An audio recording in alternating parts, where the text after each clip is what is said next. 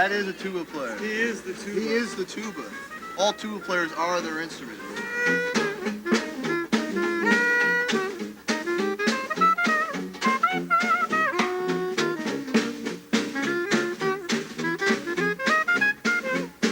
I think I was called to it. Why do people play the bass? Why do people play a flute, or trumpet, or saxophone, or guitar, or banjo? It's what comes to you, and what feels natural, and what you like to do.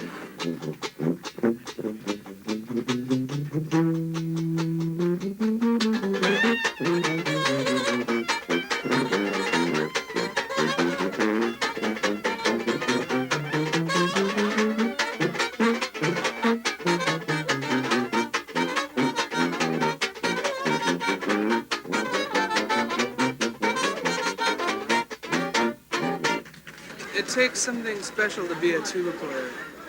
It takes a lot of air to blow. So you always have this Jason will be driving. lightheaded feeling, and it's a big, heavy thing that you have to carry around a lot.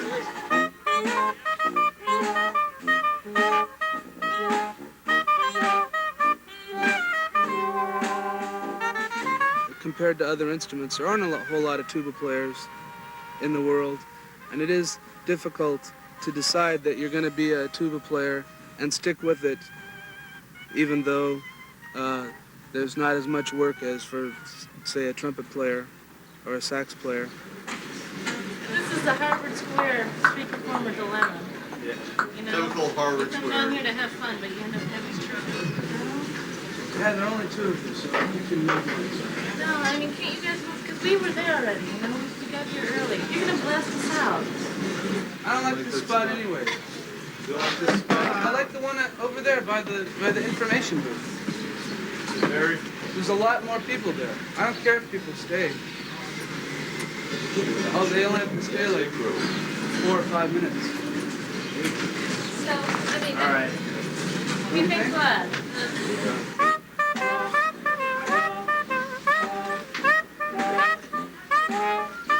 I think it takes something to be dedicated to say, yeah, this is going to be my instrument, even though it's a pain to carry it everywhere, and nobody respects tuba players.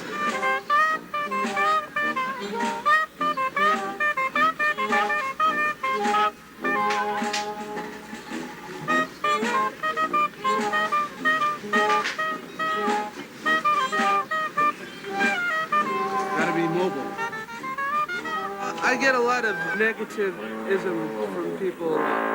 Oh, tuba, I thought that was for a high school marching band. Oh, you play the tuba? Huh, that's pretty funny. Why don't you play something cool like a saxophone or a piccolo? Don't you ever wish you played the piccolo?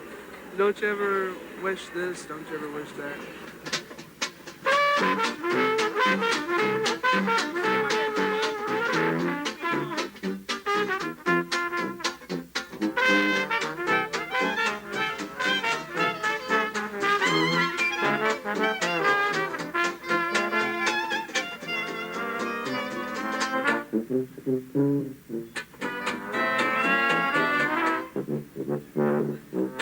Tuba is often stereotyped into very limited styles of music, and I like to stretch the tuba to show that it can be a versatile and beautiful instrument.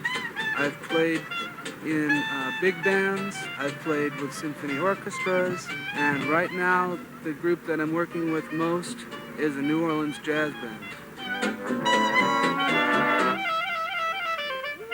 For the past few years, I've been working in Boston. Shortly, I'm going to Europe for several months. With each membership comes the hostile guide to hostels in North America. You're going to Europe. This will do you absolutely no good whatsoever. I'll find out when I go to Europe if this same prejudice and ignorance exists.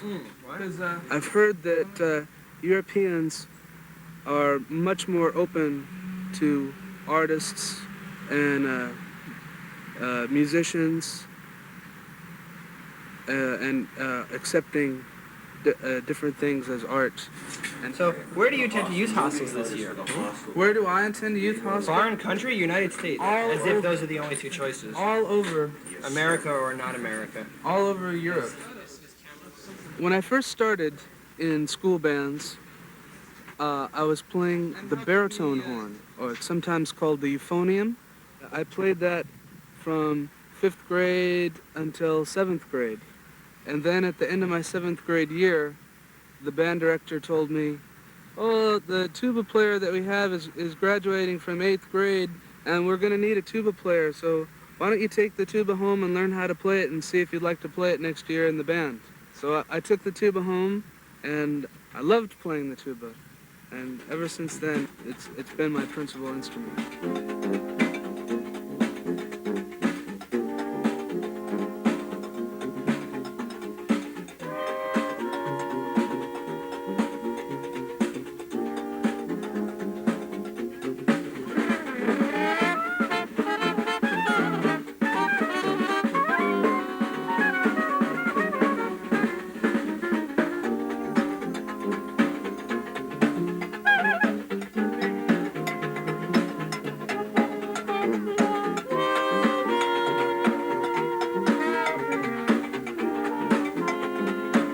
Even among other musicians, there's often a tendency to think that a tuba is a secondary thing.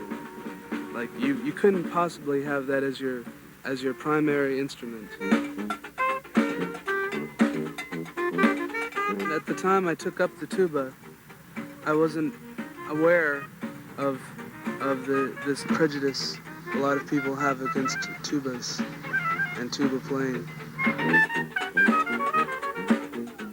My immediate family was very supportive of me all the time throughout my music career.